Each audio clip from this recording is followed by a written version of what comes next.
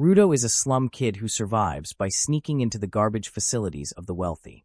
In this divided world, the rich live in a spotless utopia, while slum dwellers are treated as nothing more than trash. All waste, objects and people, is dumped into a massive pit at the edge of society. One day, a wealthy mother throws away a slightly damaged puppy toy, teaching her daughter that anything imperfect must be discarded. That toy ends up in the underground trash system, where Rudo is scavenging. But he gets caught by a guard who calls him a disgusting trash raider. Rudo is used to the insults, and in the chaos that follows, he escapes by climbing a garbage vent while the clean freak guards panic over raw eggs splattered on their uniforms. News spreads quickly. A garbage thief has infiltrated the city again.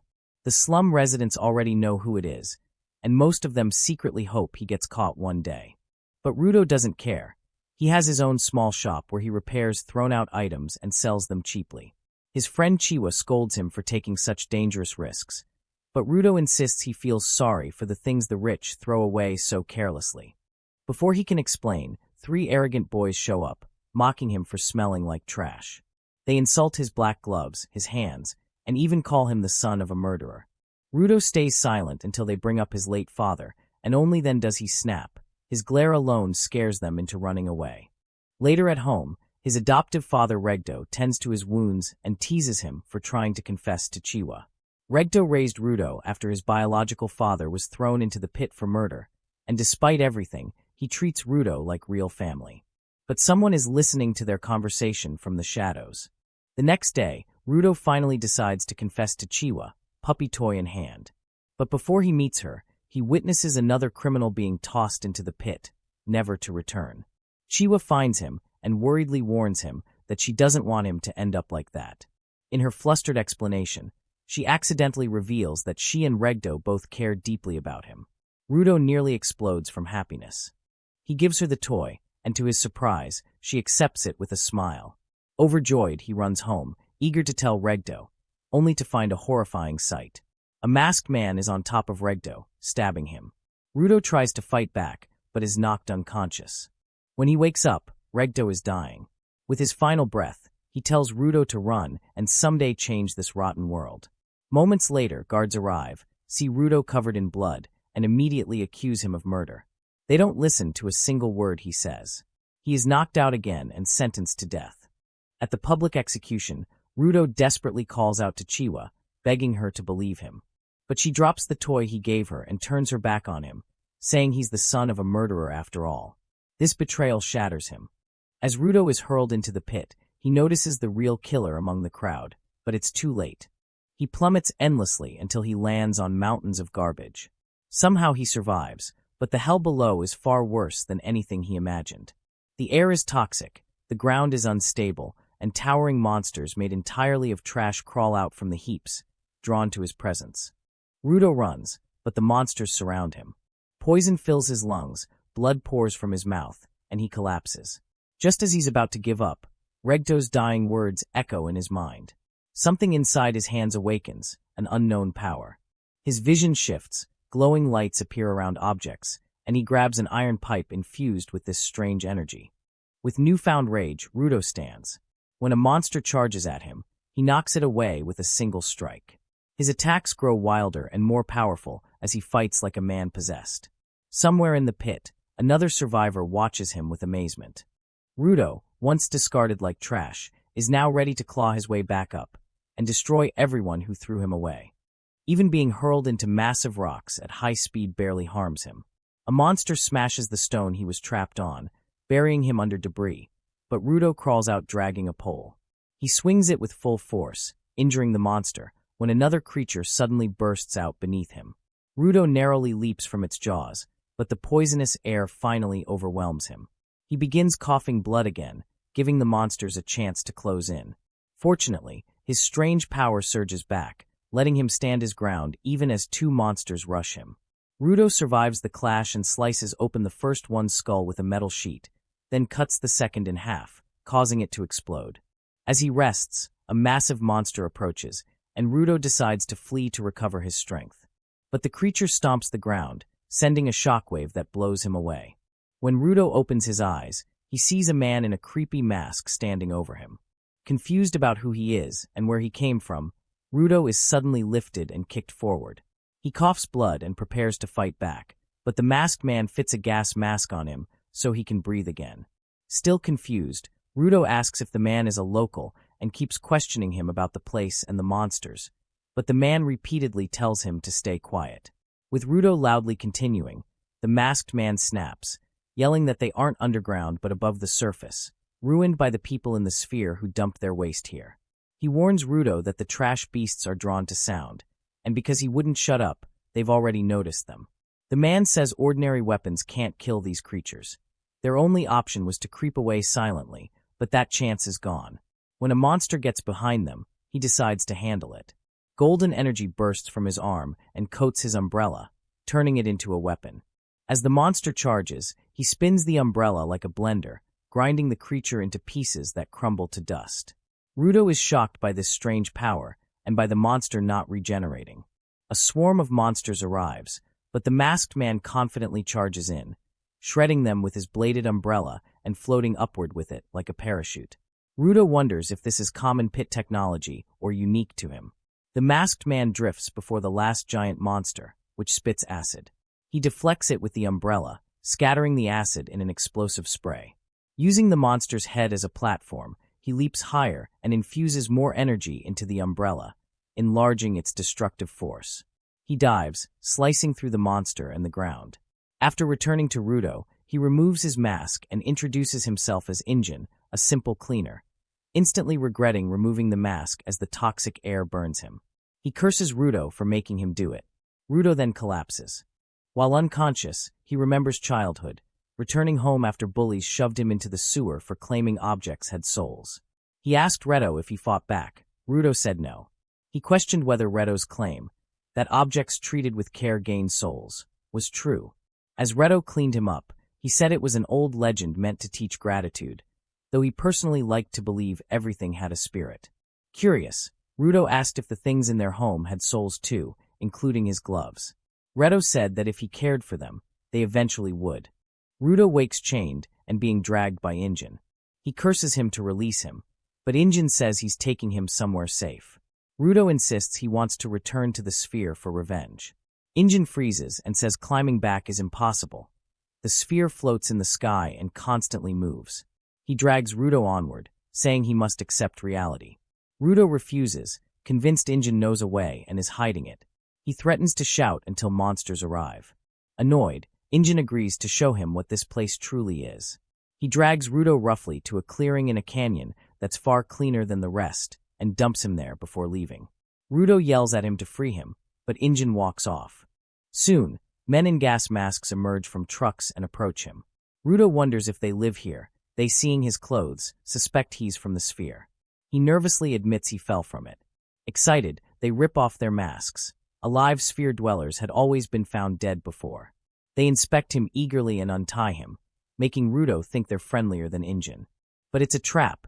He is soon tightly chained inside a truck. Outside, the men celebrate catching a living spherite worth a fortune.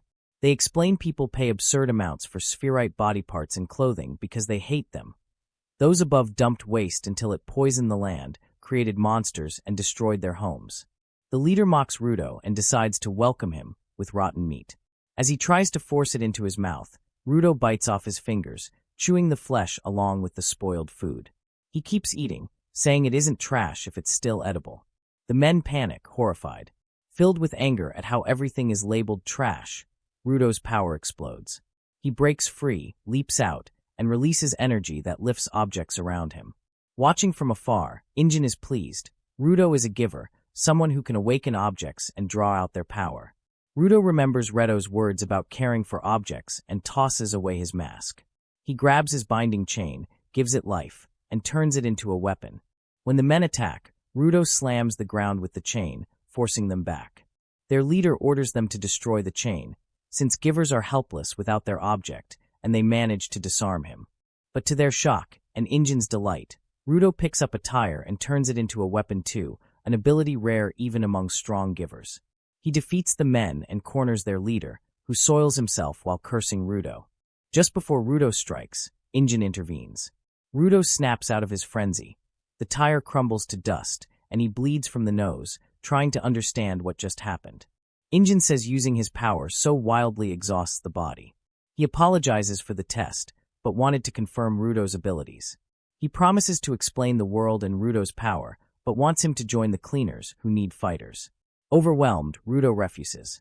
Injin, unfamiliar with the word no, drags him to a clinic anyway while calling a friend, bragging that he recruited a prodigy. Rudo protests, he never agreed. He says he must return to the sphere immediately, but the doctor, a sharp-tongued old woman, yells at him to stop talking, calling him an idiot for wandering into poisonous no-man's land and getting kidnapped. She orders him to thank Injin for saving him twice. Rudo curses Injin internally. After treatment, she kicks them both out. Outside, Rudo thanks Injin for paying for the treatment and says he only needs information to get home. He has no time to become a cleaner. Injin replies that being kidnapped should have shown him how spherites are treated here. If anyone learns where he's from, he'll regret his birth. And nothing here comes free. Injin takes him to a bleak, dystopian city, better than the outside filth. He buys Rudo a burger, which he devours after vomiting up the rotten food. Rudo had imagined the pit's bottom as nothing but trash, but people live in cities down here. He notices a girl entering a store, but Injin begins explaining that emotions also accumulate here as an energy called filth. The trash beasts are one manifestation of it. Though they stick mostly to dumps, they sometimes attack cities. Normal weapons can't harm them because their cores are made of filth, but Rudo's gloves can. Rudo is stunned, and Injin explains that when an object is cared for long enough, filth gathers in it, creating a vital instrument capable of destroying trash beast cores. But only givers can draw out that power, and the cleaners are full of such people.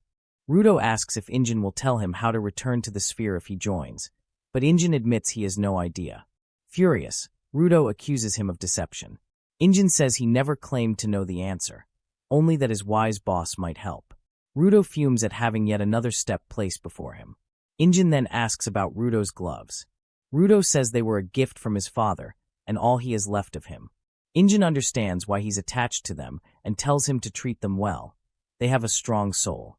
Rudo grows emotional, since everyone else mocked him for them. Injin then receives a message and goes to meet a co-worker. Rudo stands, thanking him for everything, and Injin tosses him a pouch of money, telling him to spend it wisely. Rudo is stunned. After all Injin has done, he gives him money too. But Injin says it's nothing. He earned it by selling Rudo's clothes so he could pay for treatment and food. Rudo explodes, but Injin says he couldn't let him wander the city wearing sphere clothes anyway. He leaves to meet his trainer, telling Rudo to wait. Fuming, Rudo then spots a cat stealing his money and gives chase.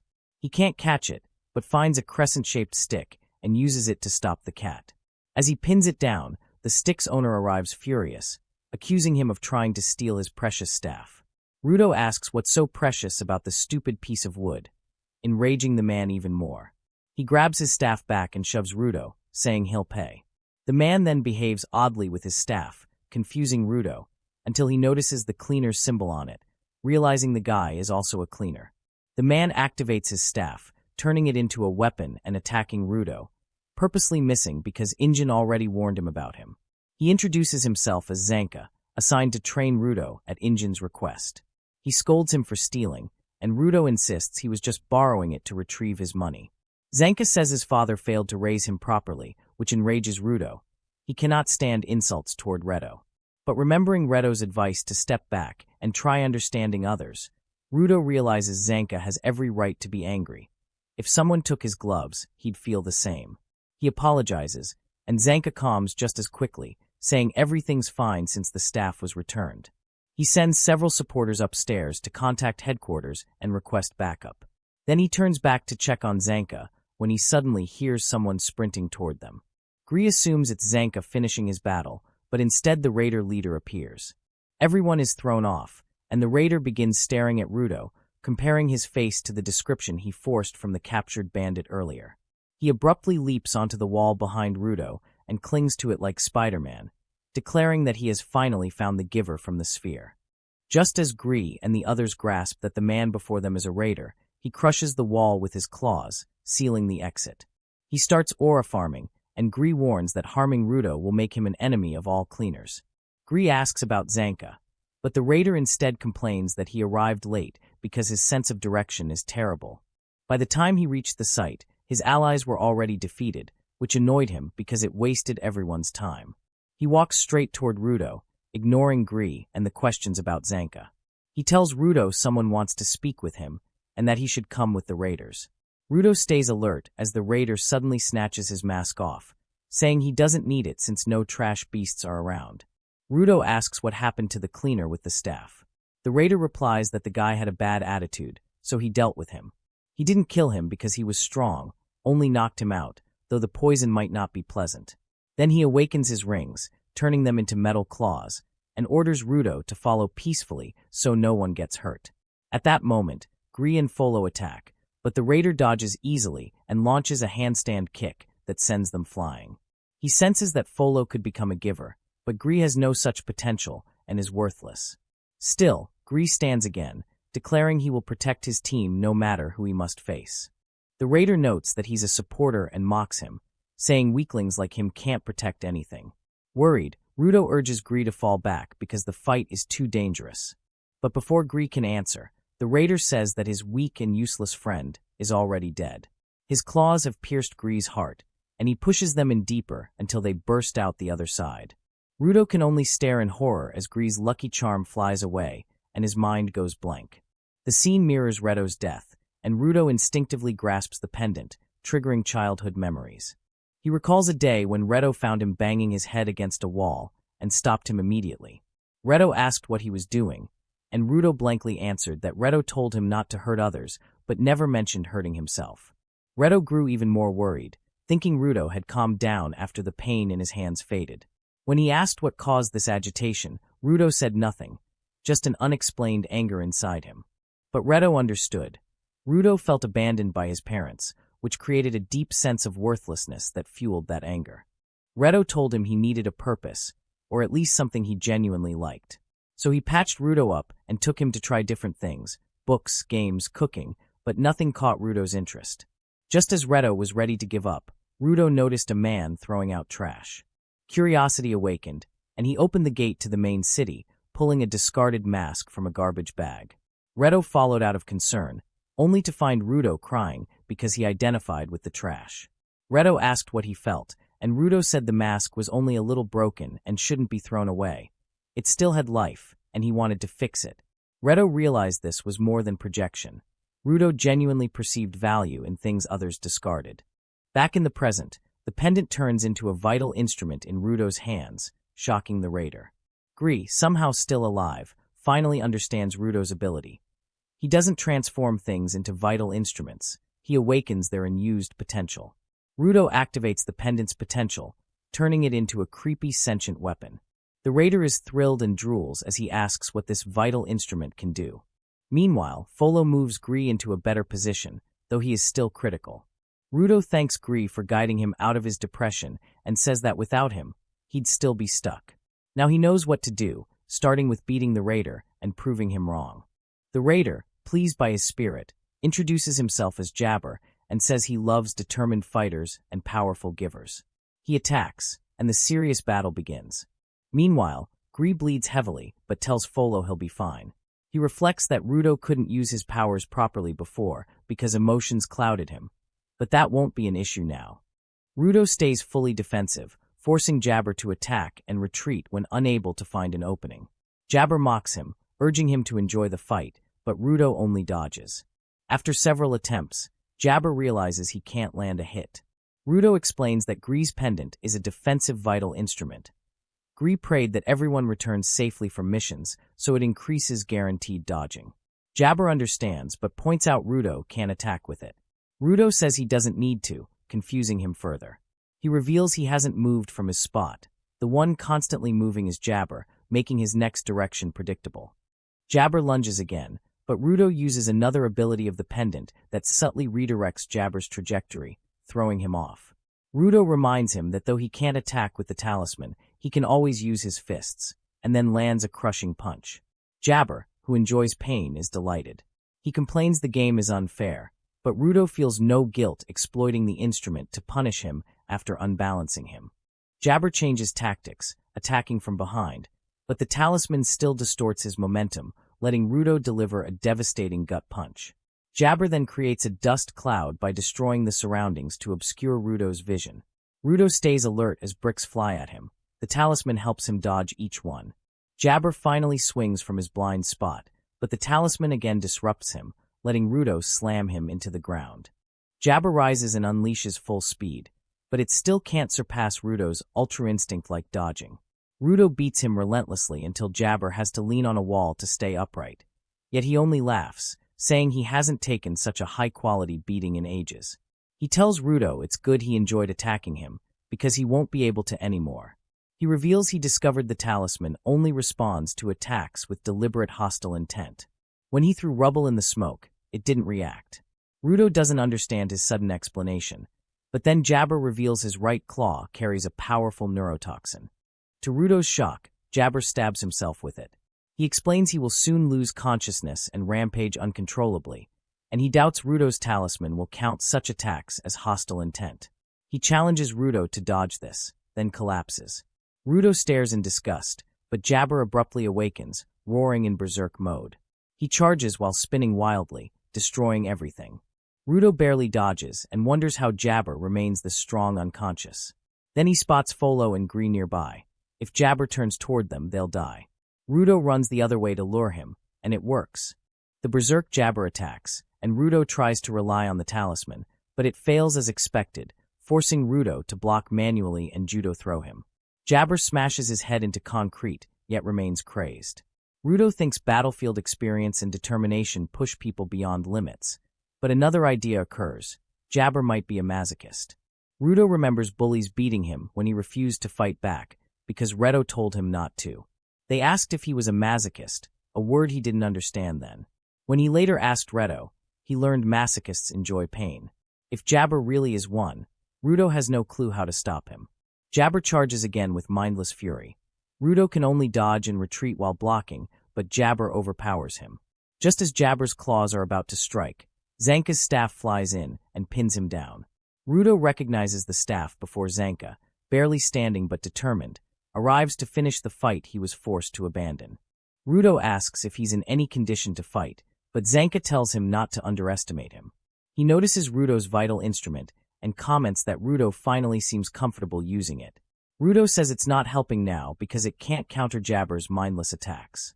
Zanka deduces the talisman reacts only to hostile intent, surprising Rudo that he figured it out so quickly. Zanka says he observed Rudo's fighting from afar to help teach him later. But now, neither can fight normally. Rudo can't attack with his instrument, and Zanka can barely move due to the poison. So Zanka proposes an idea. Let him attack Rudo once. Rudo is shocked, but Zanka explains that since he cannot move well, Rudo's instrument might detect hostile intent and reposition him exactly where he wants to be, in Jabber's range. It's the only way to defeat him. If the talisman doesn't activate, he tells Rudo to man up and take the hit. Jabber reawakens, and they brace. He slashes a pillar, but they escape. Zanka warns Rudo that even a graze from Jabber's claws will paralyze him. Irritated, Zanka then attacks Rudo. The talisman reacts as predicted, launching him toward Jabber, letting him land a powerful blow. Zanka is impressed, though Rudo yells at him. Since the talisman deflected it, Zanka's attack clearly carried hostile intent, but he calls it a simple test. He resets his stance, ready to strike again as Jabber rises. Zanka hits Rudo once more, and Rudo's ability hurls him at Jabber again. Zanka delivers another crushing hit. After several coordinated launches, Zanka lands a lethal combo that snaps Jabber out of berserk mode. Jabber, seeing Zanka in front of him, briefly reacts, but Zanka's staff slams into his head, knocking him out for good. Landing, Zanka collapses, believing the battle is over. Rudo relaxes too, and the talisman deactivates, then suddenly crumbles into dust like it was snapped out of existence. Panic hits him as he tries to save the talisman, realizing it belonged to Gree, but it disperses beyond his reach. Rudo spirals into a panic attack. Zanka wonders if Rudo's ability destroyed it or something else is happening. Rudo blames himself, mentally breaking down and physically convulsing on the floor. Zanka sees claw marks on his back and realizes Jabber struck him without their notice. Then he sees Jabber poking himself with his left claw and standing up refreshed. Jabber looks around, saying he must have done well while unconscious, and walks toward Rudo. Zanka asks how he can still move after so much damage. Jabber explains. His left claw contains a powerful painkiller that eliminates pain, allowing him to function normally. He adds that the right claw's poison will affect Zanka for about 30 minutes, so he gives him another dose to ensure he stays down. Helpless, Zanka collapses. Jabber approaches Rudo, still conscious but unable to move, picks him up, and prepares to take him to their base. Zanka cannot even shout at him to stop. Jabber, pleased with completing his mission, ignores his two unconscious teammates lying in the building. Rudo, still awake but immobile, blames himself for endangering everyone. Jabber leaps out through the hole his teammate made, only to find that instead of landing in a building, he is. Injin's umbrella is named Unbreaker, while Zanka calls his staff the lovely Assis staff. Rudo is surprised, and Injin tells him to think of a good name for his gloves soon. That night, while Rudo is washing his gloves, he returns from the washroom and freezes when he sees Rio lying on his bed. Completely stunned, he asks why she is there. Rio says her room is upstairs, so she heard him groaning and got worried, entering through the window. Realizing the situation, Rudo listens as Rio asks whether his hands hurt, since the wounds look awful. He hides them and says they hurt less when he wears the gloves, though he still needs to wash them. When she asks where the wounds come from, because they look worse than burns, Rudo says she should ask his adoptive parents. Rio immediately understands, saying parents give many things, with trauma at the top. The next day, Injin brings Rudo to the boss, who says that while they wait for his full face to be prepared, Injin should finish the remaining prep. Rudo doesn't understand, so Injin explains that full face refers to the mask cleaners must wear in no man's land. He shows his own mask and says an artist in their group makes them, but he's extremely ADHD and stops working if anyone mentions deadlines. He's currently making Rudo's mask, but it will take time. Corvus adds that meanwhile they'll proceed with the prep by casting a protective spell on Rudo, which confuses him even more. The receptionist explains that the garbage zones are full of unpredictable dangers, so cleaners rely on a spell drawn by another artist. This painter can paint anywhere he wants, and although he usually works around HQ, lately he's been in another city. Injin says he will go to Canvas Town to find the painter and will bring a full team: Zanka, Rio, Gree, Folo, and some members of his crew. He introduces everyone to Rudo, explaining that they normally bring 5 supporters, but since no man's land is more dangerous, they're taking only 3 elite supporters and increasing the number of givers instead. At that moment, Delman appears, and his size intimidates Rudo. Delman suddenly screams in his face, saying he's heard his story and hates that the sphere discriminates among humans. He says he likes passionate people like Rudo and tries to recruit him. But his partner Tamsi stops him, saying Jean has already recruited Rudo, so they shouldn't steal him. Injin arrives and asks Delman to give one of his famous passionate speeches. As Delman clenches his teeth, Zanka covers his ears just before the giant roars about never giving up despite hardships. His energy is so intense that even the confused Rudo ends up shouting with the others. But once they get into the car for Canvas Town, silence immediately fills the group. When the city finally appears, Rudo is amazed. It looks like a giant art project from afar. At the gate, he notices the walls covered in graffiti, but the dome-like structure catches his attention. Tamsi explains that most cities have domes to shield them from falling litter from space, since it can kill instantly. Rudo feels guilty, but Tamsi tells him it's the fault of the people who dump the garbage. Meanwhile, 2 men at the gate try to walk in, but keep hitting an invisible barrier despite the gate being open. When Injin's group walks through without trouble, both the men and Rudo are stunned. Injin tells Rudo to simply walk through. As long as he has no ill intentions, the gate won't block him. Rudo enters easily, realizing the 2 men must be thugs. Inside the city, Rudo sees even more graffiti and empty paint cans. Injin says many people here love painting, though their art is rarely respected. Rumors say Canvas Town was built so artists could paint freely all over the city. When Rudo asks if they came to admire the paintings, Injin explains that they're here to find the giver who can create protective spells through his art. Rudo is confused again, so Injin gives an example. If the giver wants to protect a wall from one attack, he channels his emotions into his vital instrument and turns it into magic by drawing on the wall. He explains that the barrier at the gate was a spell forbidding anyone with harmful intentions. Rudo calls the power insane, and Injin adds that the giver's vital instrument is rare. He starts to explain how it was inherited when a running kid crashes into him and falls. When Injin tries to help him up, the kid cries and runs away, leaving Injin stunned and Rio teasing him for making a child cry. The mayor appears and Injin greets him warmly.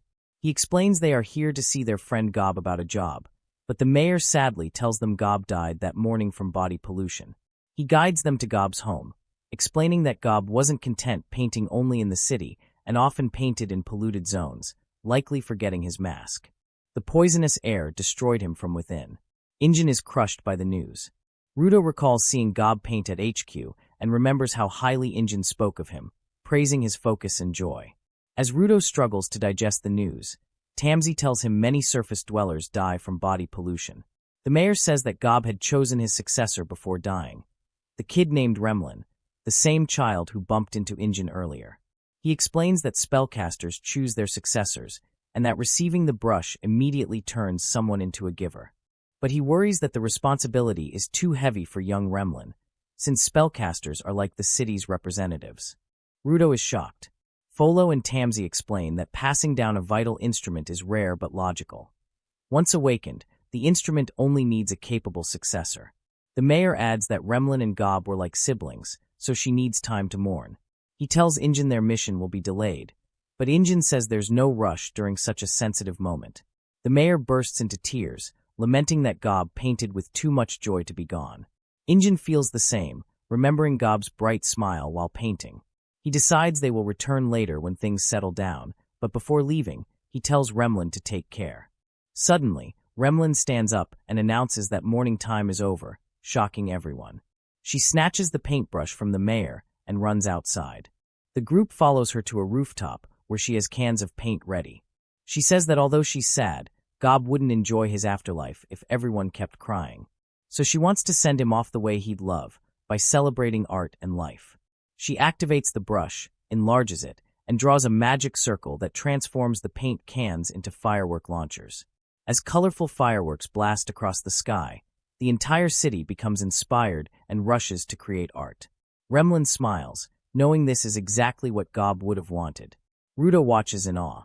Afterward, Remlin paints her first spell artwork on Rudo's face, a full clown makeup, which she finds hilarious, though Rudo hates it. As he complains, Injin talks with the mayor, saying they now understand the spellcaster's method of choosing successors. The mayor confirms, saying Remlin is as whimsical as Gob. Injin asks how many spellcasters existed, and the mayor guesses Remlin is the sixth, since they leave their history through art alone. Meanwhile, Remlin introduces herself to Rudo and asks what he wants her to draw and where. She explains her power doesn't work well unless she has permission to draw on something. Injin recalls Gob had the same issue and asks whether spellcasters all inherit identical powers. The mayor says they get similar powers with some differences. Injin thinks the vital instrument gives the same power and differences come from personality, but Remlin disagrees. She insists their powers seem similar because all spellcasters are eccentric thrill-seekers who like drawing cheerful symbols, like balloons and flowers, on battlefields to express freedom and power. She says this shared mindset determines the successor. Injin still doesn't understand. The mayor warns him he'll only lose his mind debating with artists or flat earthers. Rudo tells Remlin he wants a spell on his back to protect him from one strong hit. She prepares instantly, turning the brush into a tattoo gun for a permanent spell. Injin and the mayor panic, assuming she found a tattoo gun somewhere, but she explains that the brush can become any tool she needs. They stop her from tattooing Rudo. She argues that water-based paint will wash off the first time he showers, then quickly thinks of another mischievous idea. She asks Rudo for permission to cast a spell on his body without telling him which tool she'll use. Eventually, Remlin draws a spell not only on Rudo, but on everyone in the group. Exhausted from enchanting 9 people at once, she still accompanies them to the gate. There they encounter the 2 thugs again, who are furious to see Remlin holding the brush. They accuse the mayor of letting a brat take the spellcaster role and claim they deserved it more. One boasts about winning a famous art contest and says he'd be a better spellcaster than a child. The mayor explodes, shouting that posers like them only care about fame and don't understand what being a spellcaster means. He orders them to leave immediately, saying the city doesn't want their ugly faces. Terrified, the thugs retreat. Injin remarks that the mayor is as terrifying as ever when angry and tells him to stay away from the gate for the sake of his blood pressure. They get into the car, and Rudo thanks Remlin for the spell. She smugly says she'll visit HQ soon to play around. Injin drives off, and Rudo assumes they're returning to HQ. Injin confirms but says Rudo will get a treat first. Rudo doesn't understand until they reach a warehouse full of beautiful trash. He drools at the sight of intact gadgets, and Injin tells him to take his time since no trash beasts are nearby. Rudo goes wild digging through heaps of junk for parts he can repair. Injin just smiles, watching how obsessed Rudo is with trash. Neither of them notices a small TV on top of the pile that turns on, showing a vision of a man wearing gloves like Rudo's. They return to HQ soon after, where a strange man screams that it's finished, before Rudo can ask anything.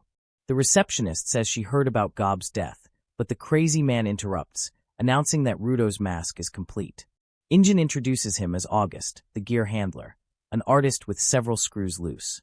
August proudly praises his masterpiece, saying he measured Rudo's face while he slept and learned all about his personality from the others. Rudo is horrified that August entered his room while he was asleep. August brags that Rudo was lucky he didn't lock the door. Rio adds that Rudo barely sleeps, so catching him asleep is a rare feat. Suddenly, August's shy younger sister rushes in, scolding him for embarrassing her. Rudo cannot believe such opposite personalities are siblings. As they prepare to leave for their mission, Injin tells Rudo to remove his choker for a moment. When he does, everyone in the group pricks their fingers and marks the choker with their blood. Rudo is baffled by the strange devil-like ritual, but Injin explains that their chokers are communication devices letting cleaners speak with anyone who has shared blood with them. Rudo asks if that's why everyone on the surface wears chokers, and Rio confirms, calling them a kind of telephone. She says exchanging blood gives ride or die energy, which she loves, so Rudo puts his choker back on. Wondering what kind of tech it uses, he suspects it might be another ability from the Givers. As he snaps out of his thoughts, he sees everyone glaring at him, saying they also need to draw his blood, terrifying him. Once the blood ritual is done, the group gets into the car and heads toward the no man's land to find the woman who knows about the barrier. Rudo brings a pile of junk he picked up earlier, but Injin says most of it will be useless since they'll have to walk and can't carry everything. Rudo insists it's all backup. Any tool might help.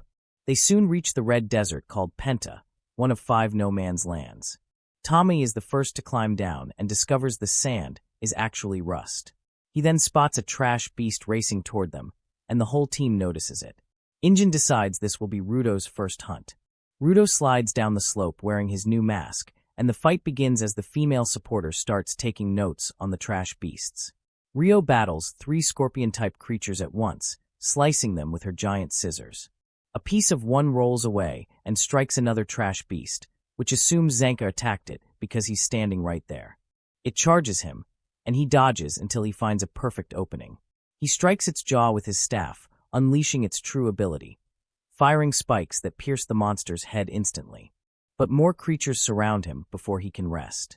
Just as the next attack comes, Injin dives in with a special move that wipes out all but one. Rudo charges at the last one, pulling out a keyboard. His ability activates the keyboard's hidden power, and somewhere in the desert a woman senses it. On the battlefield, Rudo becomes the keyboard warrior Twitter activists imagine themselves to be. He can type only as fast as a 90-year-old grandma, but once he hits enter, the keys float upward and shoot into the scorpion beast like bullets, spelling whole on its back before it turns to ash. With all monsters defeated, Injin examines the trash beneath the rust. Meanwhile, Gree scolds the supporter for taking notes during battle, warning it's dangerous if she doesn't stay focused. She says she'd forget everything if she waited until the end. Rudo is cleaning his mask when he glimpses a woman through the dust, but Delman and Tamsi suddenly find him, startling him. Delman says he couldn't see Rudo's first fight because of all the sand. Rudo feels he's finally useful, until Delman stops mid-sentence and stares at something ahead.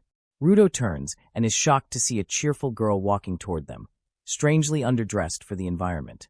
Delman and Tamsi stay cautious, saying they couldn't even sense her presence.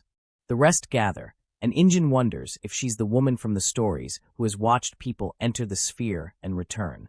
Zanka insists it's too soon, but Injin says they should at least ask for directions. Rio is more direct, and asks the girl if she's ever seen people coming from or heading toward the sphere. The girl says yes, and Rio announces that they've found the person they came for. Injin says they're lucky, but then the girl, Amo, starts coughing. She tells them to follow her to her house because the air here is bad for them. Rio grows suspicious and asks Injin if she should go alone, but he says everyone should come. Even if she's plotting something, they can handle it together. But his plan fails immediately. Amo brings them to her house, a tall tower supported by rocks, surprising everyone because they didn't expect such a structure in the no man's land. Rudo wonders if it reaches the sphere, but it's not nearly tall enough. Amo opens the gate and leads them in. Inside is a huge chained door, and Grease says he doesn't like the look of this place. Amo calls it the messy living room and tells them to follow her to her own room. As they walk through the unusually well-maintained tower, Amo tells them to remove their masks because the outside gas can't reach here, and keeping masks on inside feels creepy to her. They reach her room, take off their masks, and Amo is excited to see their faces. Her room is surprisingly whimsical, which the supporter also notes down. Rudo wonders how she gathered so much stuff in the middle of this toxic desert. Amo finally asks what they wanted to talk about, so Rudo and Injin exchange a nod before Rudo asks about people who can freely move between the ground and the sphere. Amo dislikes the topic and tries to shift the conversation to crushes instead. Everyone is stunned, and Amo says she likes people with strong smells more than attractive faces. Rudo wonders if she's Tanjiro's long-lost sister. She takes a deep sniff and declares that the big guy in the back is the most attractive. Her manic grin creeps Rudo out, so Injin takes over. He asks whether talking about romance is the price for her information. If so, he says they can do that. But Amo explodes, calling them selfish jerks who only came to use her. She says she was thrilled someone wanted to talk to her, but now she knows they came only for answers. Injin realizes he messed up and tries to fix it by suddenly telling Amo he likes her, shocking everyone. But she immediately sees through the lie. Outraged, she screams that she hates liars. In a panic, Injin blurts out the truest thing on his mind. She should cover up better because he gets distracted looking at her. That makes everything worse. She shouts that men who police women's freedom are the worst and activates her powers. Injin suspected she was a giver, but then Rudo notices the mark on her boots matches the one on his gloves. He senses a strange resonance. Suddenly Amo orders Delman to shoot. Injin turns and sees Delman pointing a water hose at him. Before anyone can react, Delman blasts Injin unconscious with high-pressure water. Everyone is horrified, asking how Delman could do that, but he's clearly not himself. Rudo yells at Amo, demanding to know what she did to him and pointing out the mark on her boots.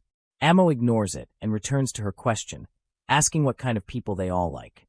Everyone goes silent, and she complains that talking requires responses. She rarely gets guests and hates party poopers like Injin. Zanka steps forward, choosing the only strategy he thinks will work, confronting her head-on. He calls her a cow and declares her his enemy. Amo bursts into tears, acting wounded, but Zanka expects an attack and dodges Delman's sudden strike. He's certain Amo is controlling him, but the truth is even stranger. Delman begins defending Amo of his own free will, shouting that she's the reason he fights and he'll protect her. Tamsi insists he means it. He knows Delman too well. Amo reveals that Delman has been her fan for ages. Although it still doesn't make sense, she claims he'll betray everyone for her. On her command, Delman activates his vital instrument, his water hose, and grows larger and stronger. As everyone prepares to fight him, Rudo blames himself for causing conflict everywhere he goes. Suddenly, he hears voices feeding his self-loathing, telling him the blood of a criminal will always cause trouble. He starts spiraling and hears Amo saying another one of her fans is present. If anyone disrupts their fun, she'll order that second fan to eliminate them. Rudo falls deeper into his nightmare as guards from the sphere appear in his mind. He panics as one lunges at him, but Tamsi snaps him out of it, saving him from Delman's attack.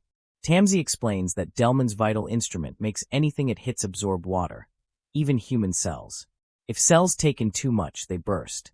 He believes Delman used a silent nozzle setting to knock Injin out unnoticed. Rio tells them they're talking too much when Delman is about to crush them. She volunteers to calm him down, saying she can't trust any of the men since one more secret fan is among them. As she glances back at them, Zanka shouts for her to look ahead. She turns just in time to dodge a high-pressure blast that blows a hole through the wall. Amo mocks her for not trusting her allies and says all of this could have been avoided if everyone just talked about romance. She insists they still can. Tamsi says she's insane, then tells Rudo to stand up, but Rudo trembles as his hallucinations worsen. Now he sees Tamsi and Zanka as sphere officers. Everyone notices a strange scent in the air. Rudo notices it too, and the illusion shifts again. He hears Amo's voice explaining that while most people recall sights and sounds when thinking of memories, she remembers smells. Her appearance morphs into Chi, the girl from the sphere whom Rudo cared about, and the scene turns into the cliff where he last met her. Fake Chi pulls out the toy he gave her, saying she'll treasure it, but Rudo erupts because she threw it away. As he relives his trauma, Tamsi realizes Amo's power doesn't show illusions by force. Her boots release a scent that triggers people's happiest memories, making them instinctively protect her. When someone gets lost in those memories, they become her allies. Amo realizes she told them too much, but Tamsi and Zanka quickly put their masks back on, saying blocking the smell is enough. Zanka adds that not all memories of loved ones are happy. If someone now hates the person they once loved, Amo's power could backfire. She snaps at him for underestimating her, claiming her ability only brings up happy memories. Meanwhile, Rudo is overwhelmed by bittersweet emotions. Even though he resents Chi for discarding the toy, he can't bring himself to hate her. The warm, lovesick feeling floods him, and he becomes desperate to protect her. He sees Tamsi and Zanka as soldiers threatening Chi, and when she calls for help, he rushes in and knocks them away. Zanka shouts for him to snap out of it, but Rudo still believes they're sphere soldiers. He declares he's no longer the weakling he used to be, and now has the power to protect the people he loves. Tamsi and Zanka realize things are spiraling out of control, but it gets worse. Rio and Frol also fall under Amo's influence and move toward her, promising to protect her. Only Zanka, Tamsi, and Gree remain conscious and aware. As they desperately consider their next move, Tamsi decides he has no choice but to use his ability on his own friends, even though he never wanted to cross that line. Amo says she only regained her human emotions after getting the boots, but those feelings also made her realize terrible things. She breaks into tears, admitting she finally understands what that old creep had been doing to her and how she had always been completely alone. She just wanted someone who needed her, yet she never found the courage to leave this place. So she waited for people to come, hoping they would become her friends, but because she was so broken inside, she ruined everything. She knows Rudo came to apologize, yet she tells him he doesn't need to because they're the same. She steps forward and says everyone in this world is the same. People only use their hands to hurt others, which is why the world never changes. Somehow, Rudo's caveman brain processes her heavy philosophical rant, and he sits down in front of her, offering his hand in friendship. He says they should both learn to reach out so they can build real connections. He admits he's bad at it too, but they can learn together. Moved, Amo tells him he's already doing it, takes his hand, and soon Rudo and the others prepare to leave. Amo chooses to stay in the tower for now, and when Rudo asks if she's sure, she says she still has things to sort out, but now she has a choker that keeps her connected to them. She asks him to visit her again, and he promises he will. They all wave goodbye and go on their way. In the car, Injin says they didn't learn anything about the border, but the mission was still a success. They discovered angels who can cross it, and they found another instrument marked with the same symbol as Rudo's gloves. Rio recalls the raider mentioning the series they belonged to and wonders if more items with that symbol exist. Meanwhile, Rudo thinks about the angels and how furious he felt knowing his father's killer was there. He was angry enough to strike Amo for showing him that dream of the past, and he nearly lost his mind afterward wanting revenge. But Amo's talk no jutsu softened him, and the urge for violence is gone for now. Amo, on the other hand, is happy to finally have friends and wants to host a sleepover the next time they visit. But when she enters her room, she finds someone already there. Panicked, she asks who it is. Then the stranger attacks, steals her boots, and leaves her screaming and begging for them back. The intruder is Jabber, a raider who came on his boss's orders because it's time for the raiders to act. Meanwhile, Injin drives everyone back to base with the radio blasting. He speaks over it, asking why he's the one who always drives. Everyone is too exhausted to hear him, so he answers himself, saying he's the only one who can keep them awake during long trips. He complains that Gree is the worst because he drives so smoothly everyone falls asleep. Then he launches the car off a rocky bump, jolting everyone awake instantly. Rio starts whining about rope marks on her thighs. Rudo looks at the injuries and explains that Rumlin's spell doesn't heal wounds unless they're life-threatening. Xena says most of Rio's injuries are from Tamsi, who has apologized repeatedly and is willing to do it again. Injin tells them to forget it. This is the risk of entering no man's land, and they should get a proper checkup once they find a doctor. Just then, he spots a city and drives toward it. Seeing the neon lights, Rudo realizes it's where Jin once brought him for treatment. He can't believe he has to face the bald hag doctor again, the one who treats headaches by tying bandages around arms. A patient storms out, swearing never to return, but the old woman doesn't care about wimps. Rio heard Injin always visits this doctor when he comes to the city, and Zanka says he must just enjoy her personality. But Injin insists she's more impressive than she seems. Back in her prime, she pioneered the method for treating body pollution. She used to be normal, but dealing with too many polluted patients and objects turned her into a shouting psycho. The old woman, annoyed, tells them to call her Alice Stilza. Rudo thinks he's heard the name before.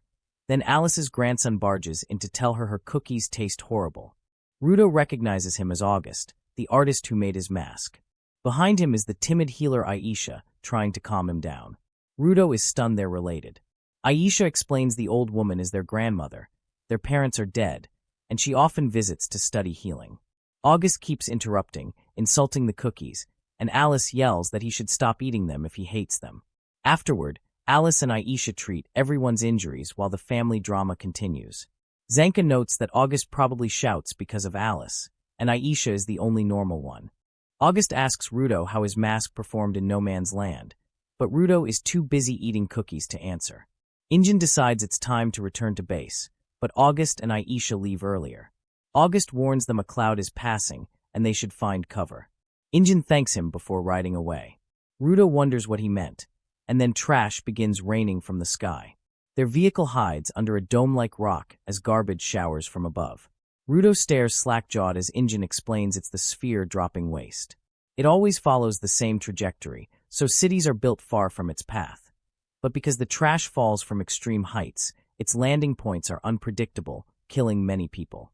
Tamsi says everyone on the surface hates sphere dwellers for this, but anyone who tries to retaliate dies at the border. Rio agrees and says it's still a mystery how Rudo and the angels crossed the barrier alive. Rudo thinks deeply and mentions he saw something while falling, but he can't recall it clearly. All he remembers is TV static flowing through his body and strange white lines forming a human shape for a split second. His thoughts are interrupted when Jin's choker rings. Zhu calls from headquarters and tells them to use the back route because they're dealing with some pests. Jin changes course, and Rudo asks what Simu said earlier. They reach a ruined city, and Injin taps a metal plate with his umbrella, opening a hidden entrance to the headquarters. He says this is the back way, and the pests are just bandits. Meanwhile, the bandits prepare rocket launchers to destroy the cleaners' headquarters and capture the spherite they believe is inside. Their leader fires a rocket, thinking it will be easy to bust inside and sell the spherite for a huge price on the black market. Rudo hears this and tells Injin they must go help defend the base. Injin sighs, saying they don't actually need to help. But he's disappointed he didn't get to fight much in no man's land, so he decides to beat up a few bandits anyway. The bandit leader demands the cleaners surrender the spherite unless they want another hole blown into the building. Mu responds over the speaker, saying it's refreshing to see cowardly insects attack directly for once. The bandit leader pretends they fight fair, but it's a lie. Another bandit squad tries to break in from the side. He demands Mu stop wasting time and hand over the spherite. But Mu suddenly says she's not a woman. The bandits freeze in confusion, but she was just messing with them. She mocks them for being easy to trick, which angers their leader. He boasts he blew off the top of the building, but as the smoke clears, the structure is untouched. The second group arrives, reporting their tools broke, trying to open a window. Mu says they can't enter without permission, and the only person who can grant that is the ultimate shut-in currently trembling in his room at the thought of strangers. Suddenly, Yu opens the door, declaring they'll never get permission, so she'll just come outside and finish them off. The bandit leader fires a rocket at her, but Yu activates her glasses ability, seeing in slow motion. She dodges easily, grabs the rocket and redirects it back at them, blowing up half the group instantly. The survivors fire at her, but she dodges every bullet and kicks them unconscious within seconds. Injin is disappointed there's no one left to fight. Simu says they were just weak thugs and she'd unalive herself if she couldn't beat them that easily. She grabs a bandit by the hair and demands to know who told him they had a spherite, but he's unconscious, so no answer. Both she and Injin know the raiders are behind this and planning something big to get Rudo. Afterward, Jin takes the team out to eat. Rudo asks why they party after every mission, saying they should be cautious since the base was just attacked, but no one listens. They tell him to enjoy the food. Low-level bandits are no threat. Jin says this wasn't the first time, and Rudo asks if Simu always defeats them. Injin confirms, saying you'd need insane abilities to get past her. Rudo asks why someone that strong is just a receptionist. Jin explains her power comes from her glasses, which let her see things others can't. But that's useless against trash beasts, and she always wanted a desk job anyway. Rudo realizes being a giver doesn't automatically make someone a fighter. Ryo explains it depends on the giver's personality. Those who push their instruments become combat types, while those who want to keep them pristine become defense types. Rudo wants to see more givers to understand how their powers work. Jin tells him he's lucky. Some people with unique abilities are arriving soon. Right then, a girl in a Pokemon onesie bursts through the door, posing dramatically and declaring Team Child has arrived. Behind her are the other two members. Rudo freezes when he sees the creep with the pacifier, remembering he once had to share sweets with him, and hurriedly hides his food. The Snorlax girl greets Rudo, saying it's been a while, but he doesn't remember her, breaking her heart. She reminds him she was in the room when he first introduced himself, but he still can't recall her. Then their leader steps forward, introducing the girl as Gita, the pacifier brat as Santa, and himself as Bro. He says they should get along. Gita instantly jumps on Rudo, asking about the sphere, but he's freaked out. Bro and Injin warn her not to talk about the sphere outside. Someone could be listening. Injin says yesterday's bandits got their info from a stranger at a bar who gave it away for free. He's sure the raiders were behind it, scouting their defenses risk-free. While the adults talk, Gita chases Rudo with zero awareness of personal boundaries. He escapes and sits at an empty table, ranting about how careless everyone is after being attacked. A hooded man beside him asks if someone is targeting him. Rudo casually says bandits attacked him, but the man says he must mean raiders. He warns that raiders are extremely dangerous, especially with their new leader who will do anything to reach his goals. Then he suddenly mentions the raiders are looking for items like the boots Rudo is holding. Seeing the symbol, Rudo immediately recognizes them as Ammo's boots. Before he can react, the man grabs his throat and reveals himself as the raider leader. As Rudo processes this, he attacks the leader. His friends see it and rush over, but the girl with the raider boss opens a portal behind his head, and he dodges, causing Rudo to fall in. Injin tries to grab him, but can't stop him from being pulled through, and all the cleaners near him are dragged inside as well. The girl vanishes and the portal closes, leaving only Gree and the support team behind. Rudo and the others crash into the enemy base. They wonder when the raiders got bold enough to attack publicly, but Rudo focuses on them preparing for a showdown over his gloves. Furious, Rudo demands to know where Ammo is. They ignore him, so Injin says they won't capture Rudo. Everyone is here to protect him. Zad, the raider leader, doesn't respond. Instead, he takes out a pocket watch and reminds Rudo he was worried the cleaners were too relaxed. But he was wrong, because everyone on the surface is always on high alert. Zad knew they wouldn't leave Rudo alone, and bringing them here was part of his plan. When the clock strikes 12, a massive wave of garbage erupts from the sewer pipes. Rudo is frozen, but a hand grabs his collar and pulls him away just in time. The cleaners are swept helplessly into the huge junk wave, and Zanka keeps res.